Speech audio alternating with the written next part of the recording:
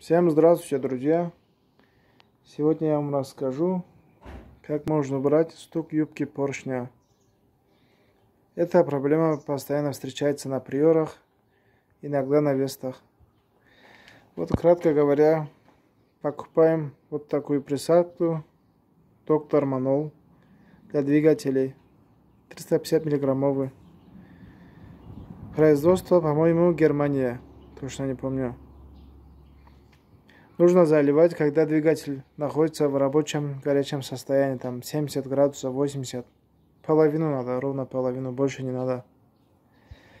И вот после этого почти до 100% вот этот стук юбки поршня исчезнет.